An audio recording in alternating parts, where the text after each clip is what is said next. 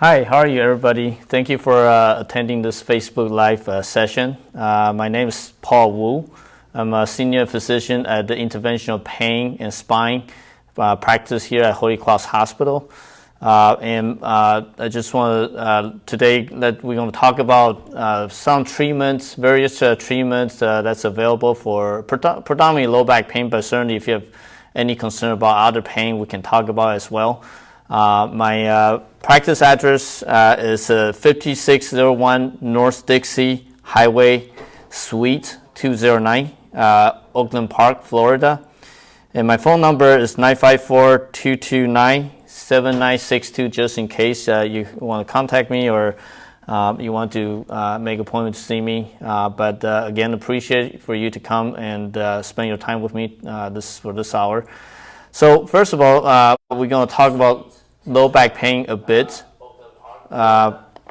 There's a various treatment for low back pain. Obviously, let's first talk about some symptoms. Besides low back pain, symptoms, a lot of times there's other symptoms associated with it. When we talk about low back pain, we typically want to differentiate between mechanical or nerve type low back pain. So when it is more mechanical, and by mechanical I meant more had to do with arthritis, degenerative disc, and that kind of pain tend to be with localized just in the lower back, either at the waistline or just below the waistline. Sometimes it could be sacroiliac joint problem. The low back pain that's mechanical for axial pain tend to be particularly when you're slight bending forward, when people are brushing their teeth in the morning, or when they're standing for a long period of time, the pain is started, to become pressure-like or sometimes sharp in the lower back. This tend to be arthritis or degenerative disc. If it's more sacroiliac joint pain, sometimes you can have pain with change of position from sitting to standing, or for instance, going up the stairs. Or to bring the knee toward the chest. That kind of maneuver can cause pain in the sacroiliac joints if that's a problem. So those are more classically considered as mechanical back pain. And that's important to differentiate that from a nerve type back pain, is because the treatment could be different. For nerve type back pain, now you start looking at, in addition to back pain, you start feeling pain going down the leg. You can feel tingling, numbness, pinprick sensation. Sometimes it could be shooting and stabbing. So those are when the person has back pain, as well as start having the pain going down the leg, back of the leg to the toes. Those tend to be classified as neuropathic pain, and the etiology for that kind of problem tend to be something like disc herniation, or could be spinal stenosis. When people are walking, they start having buttock pain, pressure, pain going down the leg, back of the thigh. Sometimes it could be just heaviness in the leg and difficulty to complete certain distance. Those are all consistent with the neuropathic pain. Now, of course, they are not totally mutually exclusive. A lot of times people have pain in both categories. And basically the treatment is really directed on the predominant symptom, and then follow up with other treatment that might be helping additionally to the low back pain. So the reason why back pain is important to treat is because it is actually one of the most common reason why one of the most common reasons people go to doctors, and actually has a huge impact to economy. Obviously, a lot of people miss work because of the back pain. Additionally, in aging population, the goal is a little bit different now. The goal is this golden year, and they want the year to be golden for that reason. But with back pain, when people cannot play with their children, they cannot travel. I cannot tell you how many times I tell people telling me that their goal was, after they retire, was to travel, and of course they can't, because they cannot walk off the cruise ship. They cannot go out and have an excursion up, get off the ship. And so those are becoming more quality of life issues. So there's a lot of reason why we are so focused on low back pain, because after all, that is one of the most common reasons. Otherwise, the other people complain about inability to garden, to do their hobbies, as well as just a simple task such as walking the dog. So those are some of the things that people want to improve, and that's why we're talking about this. Typical treatment for low back pain, including obviously the anti-inflammatory medication, herbal supplements, sometimes physical therapy, TENS units and pain medication, and of course there's surgery. Today we're going to focus more of a minimal invasive type of treatment, such as procedures that can help deal with back pain. So a couple of things we're probably going to focus on today. One is something called radiofrequency ablation, which is basically a denervation procedure. The other thing we're going to talk about will be some type of procedure for treating spinal stenosis. Spinal stenosis is very prevalent in currently, even starting as early as age 50s, in their fifth decades. Obviously, people who had also back pain and end up having surgery, sometimes, most of the time surgery goes well, but sometimes surgery doesn't go so well, and continue to have the same kind of pain or have other type of pain. And there's treatment for that, and predominantly we're going to talk about spinal cord stimulator. There's also new treatments for sacroiliac joints, and which is actually could be related to previous fusion or other type of reason for back pain, and that could be another modality that could be effective in terms of treatment. And we'll go over some of that, and certainly if you have any questions, feel free to go ahead and let us know. So low back pain, we talk about mechanical back pain, and that tend to be arthritic based. And that's more mechanical category. One most effective treatment for that would actually be radiofrequency ablation. Now, obviously, it's not the first thing we jump into to treat the patient. A lot of times, physical therapy itself and just some anti-inflammatory will help a good majority of low back pain. But in a case where people have difficulty standing because persistent low back pain, or an example is when people go to grocery store, when they're in the line waiting to pay, they cannot stand, and that back pain just become worse. And the tendency for this kind of back pain, for arthritic back pain in the lower spine, tend to be they're doing better when they're walking, but when they're standing still, the pain is worse. When they go swimming, it could get worse because when people swim, they tend to arch their back. And that kind of back pain, based on examination and obviously based on X-ray and MRI and other imaging studies, is when it's refractory to conservative treatment. Then we can talk about radiofrequency ablation. Basically, the idea is that each joint in the lumbar spine, in the lower spine, is actually throughout the spine, each joint is innervated by nerve. And the nerve basically is a way of pain signal transmit through the spinal cord to our brain, and our brain interpret that as a pain. And therefore, instead of to treat the pain, what we're trying to do is basically interrupt the signal from the arthritic joint or painful joints to our brain, and that's done so by radiofrequency ablation. It's done through needle injections. A procedure through needles, a special type of needle where we can apply electrical current to basically produce heat on the tip of the needle, and that denervates, which means to kill the nerve. In a sense, it's almost like a root canal, but probably not as scary, hopefully. This kind of procedure can be applied to just about anywhere, any joints in the spine, from the neck to the mid-back, to thoracic spine, to all the way down to even the sacrum. We can also use this for sacroiliac joint pain by using a denervation procedure. The procedure itself is pretty safe. It's been around for many decades. It's being proven and it's being studied multiple times and validated in terms of its results. The process tends to be where after failed conservative treatment, And based on examination, if it's confirmed to be mechanical type low back pain, and we correlate that examination with physical therapy, with X-ray or with MRI, and determined to be the low back pain due to arthritis, then the next step would be going through diagnostic nerve block. And nerve block will kind of confirm and kind of almost prognosticate in terms of if ablation is actually going to help.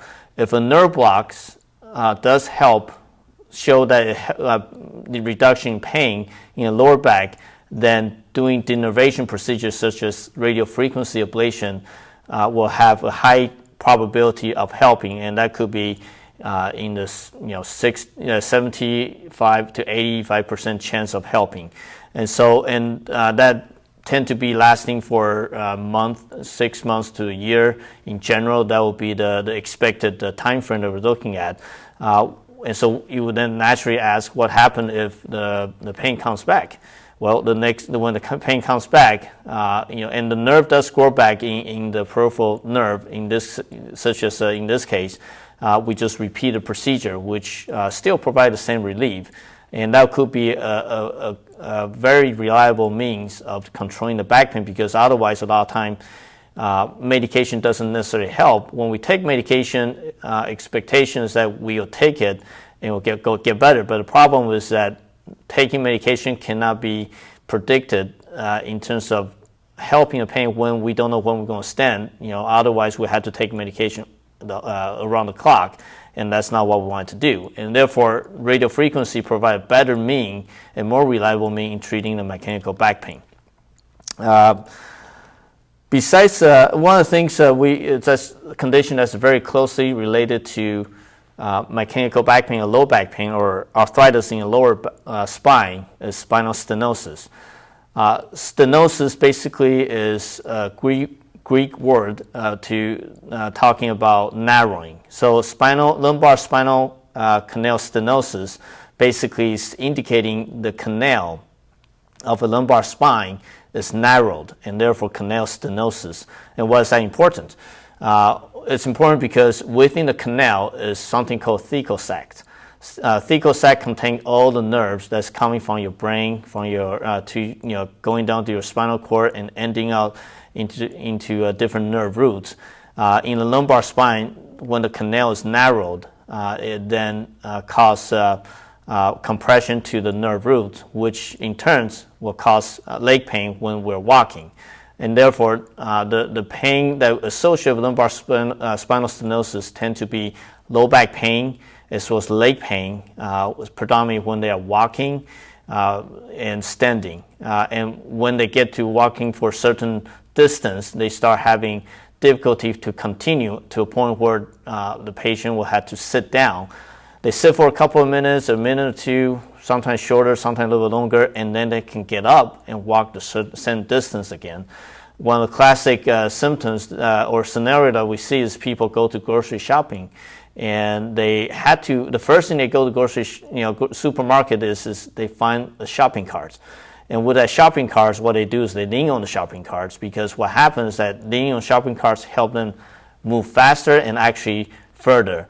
And the reason is because in spinal stenosis, when we bend forward, that position actually opens up the spinal canal. And therefore, the same reason why people sit down. When we sit down, that also opens up the spinal canal area, and that help relieve the pressure on the nerve. And so that's in the spinal canal is narrows because of the arthritis.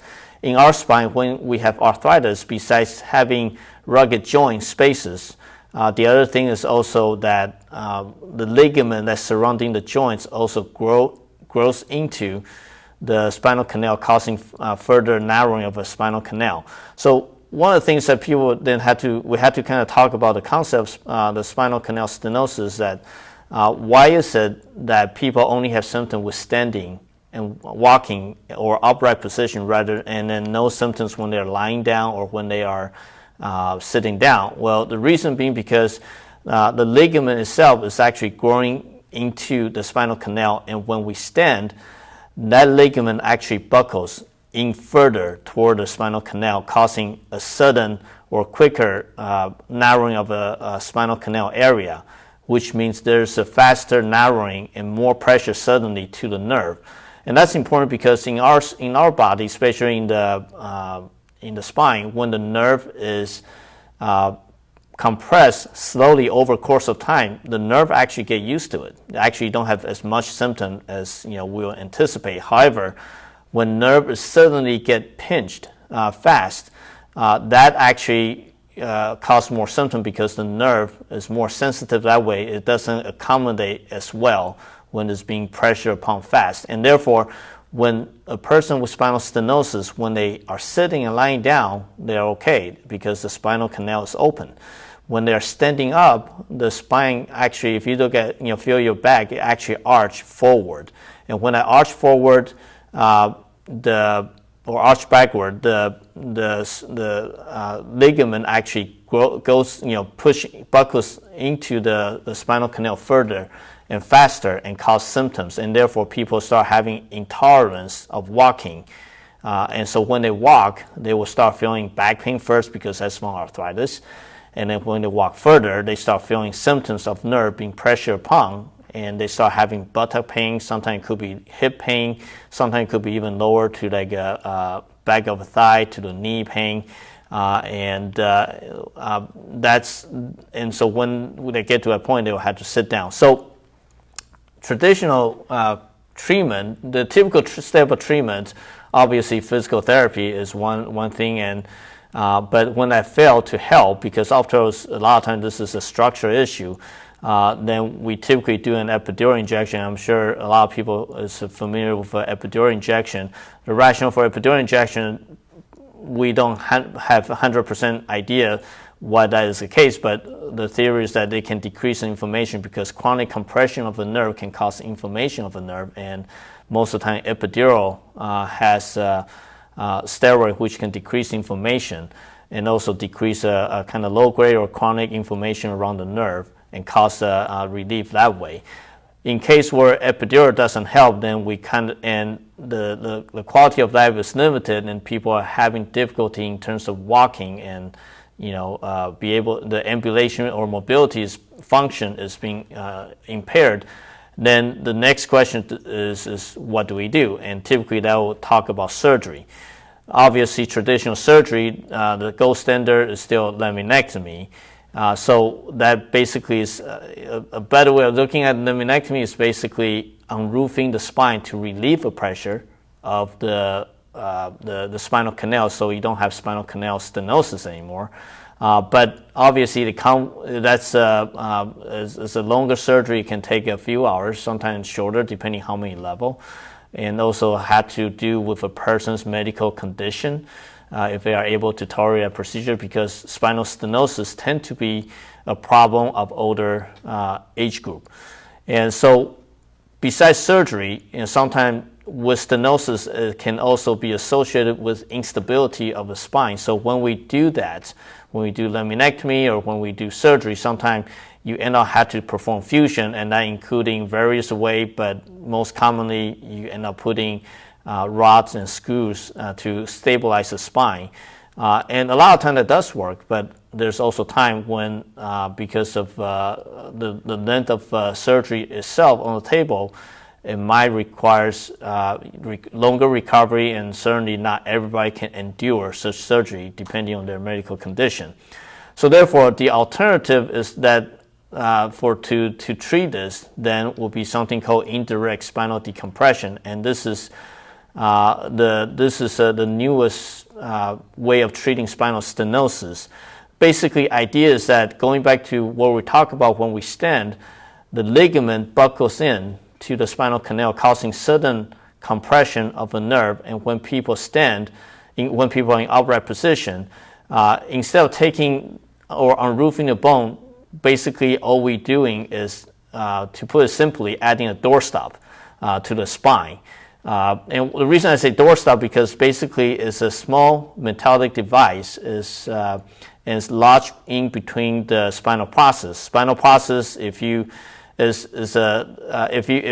we feel the back of our spine, you can feel the bony protrusion that spinal process. And basically, idea is to lodge this device, it's called a spacer, lodging between the two spinal process at a level where there's spinal process at the level where there's spinal stenosis.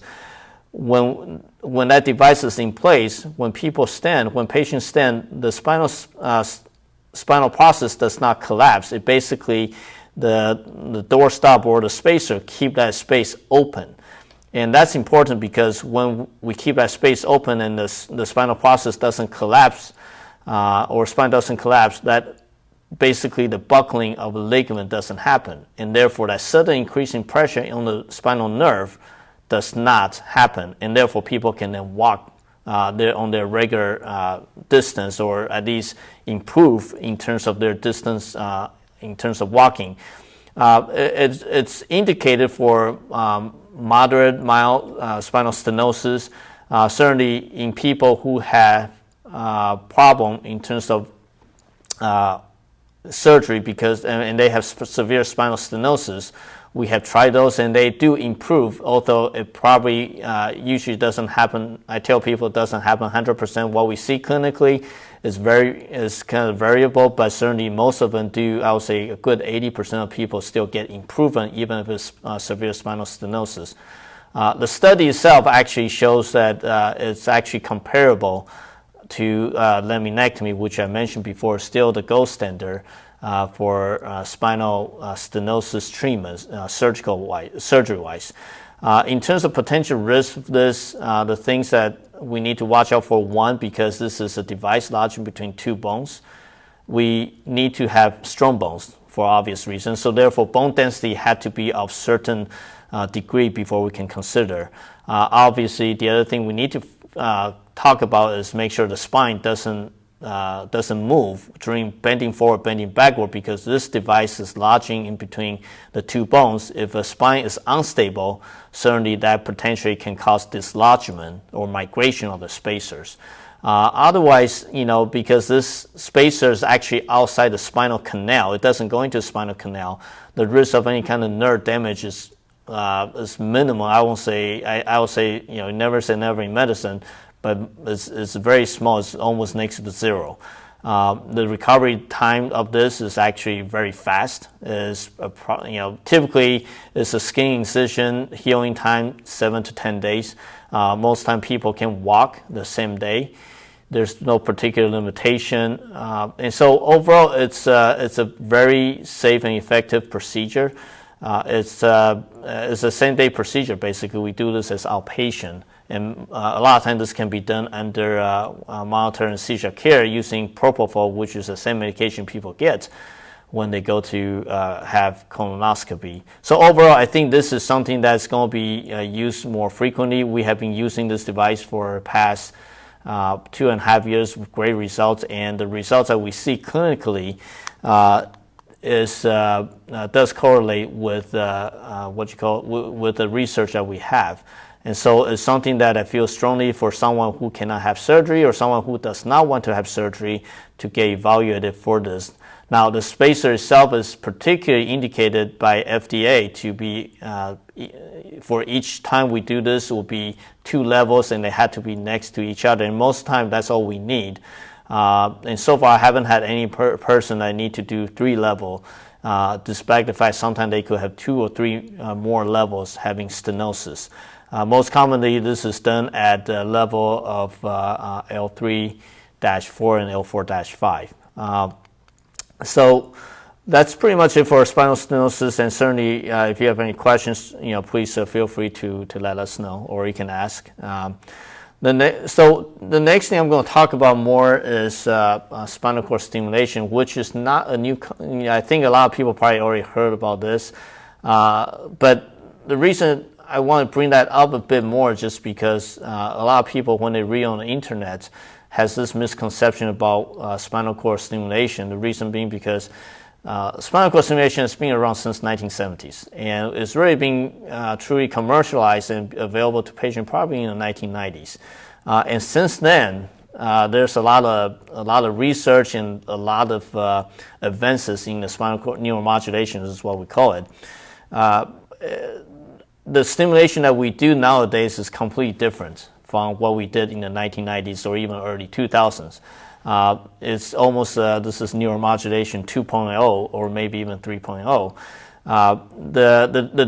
The idea is obviously, for those who have not researched this, is using electrical current to block the pain at spinal cord level, higher up than where we typically have pain. And basically using electrical current to block the transmission of pain signal from the painful area to our brain. And the way we do that is we put something called leads or electrode contact that to the top of spine in a place called epidural space. And with that, we then connect that to what we call implantable programmable device generator, IPG. The IPG then has capability of it's basically a battery. It's almost the same technology as a pacemaker, except it's programmable, and that we can program the output of electrical currents such way that to block the pain as specific area in the spine, and also trying to localize to the left side, to the right side, more to the lower back, more to the buttock, more to the toe, etc. So that's basically spinal cord stimulation. It works well for what we call neuropathic pain, and this is go back to what we discussed before. Talk about low back pain, classify into the mechanical pain or into neuropathic pain or nerve pain. It's being showing over and over again that it's effective in that regard. The typical steps is first of all you have to go through a psychological clearance, and this is required by most insurance, including Medicare. Once the reason for that is we want to have patients truly understand why this device is in them, and they can comprehend the instruction of using it. There's no point putting this in someone who cannot use it, because this is a waste of a medical resource, because it's very expensive to the insurance.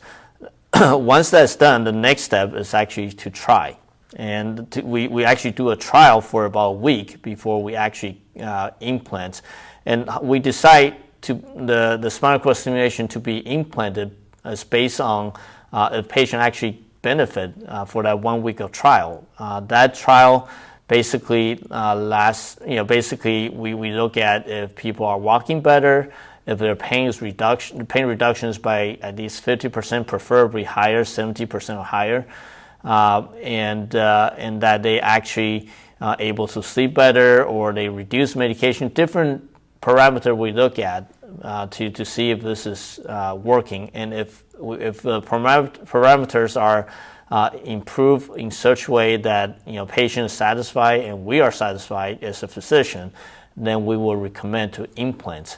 The implantation is a surgery. It's a minor surgery. It's a same-day surgery. Usually take about hour and a half, and that basically is putting the lead into the spine. It's usually two small incision, and then also putting a battery in the body. And typically, for lower back, tend to be more on the lower back or in the buttock area. And basically, once that's done, the patient will have a remote control device, which can then communicate with the battery itself, that will output different type of stimulation, and that stimulation tends to be pre-programmed. We'll work with the patient to come up individualized treatment regimen to cover the area of pain. The effectiveness of this is well studied by a lot of different research. In general, for leg pain, and you can probably looking at somewhere around 75 to even 85% relief. The current status of stimulation is different from what we call the stimulation, the traditional stimulation or the tonic stimulation, in that we're into the time where a lot of stimulation patterns based on neurobiology of the neuron or the nerve cell, and we are mimicking the different firing pattern of the nerve cell. We are trying to redirect the currents at specific parts of the spinal cord. In addition, we're also using different type of stimulation where we actually increase amount of stimulation to the spinal cord in terms of amount of electrical current. Furthermore, now we're actually looking at other type of supportive cell in the nerve, in the spinal cord, in terms of treating low back pain as well. And in general, they are very effective. The other offshoots of the spinal cord stimulation or neuromodulation actually is peripheral stimulation. That's actually become more prevalent. And we're looking into now in terms of treating peripheral pain, such as after carpal tunnel surgery, people continue to have shooting pain in the hand. The peripheral nerve can actually stimulate and treat that kind of pain, and the device is actually much smaller and actually is more flexible. I've been using that for treating the shoulder pain who cannot have surgery or replacement of a shoulder. So basically treating shoulder pain using peripheral stimulation, again still electrical current, but blocking the individual nerve to help joint pain, to help the entrapment neuropathy or the nerve in the peripheral in the limb that get entrapped because of a scar tissue or what have you, and have shooting pain. Those are other offshoots and actually going to become more frequent in the future in terms of treating that type of pain. So one of major application of spinal cord stimulation is pain in the leg after surgery. People who have back pain and they have fusion and they continue to have leg pain, and that's one of the biggest applications that we have in terms of spinal cord stimulation. So that if it's something that is bothersome to you, or people tend to have pain at night, sleeping, cannot sleep, or the pain is just constant, spinal cord stimulation actually is a very useful modality in terms of treating that.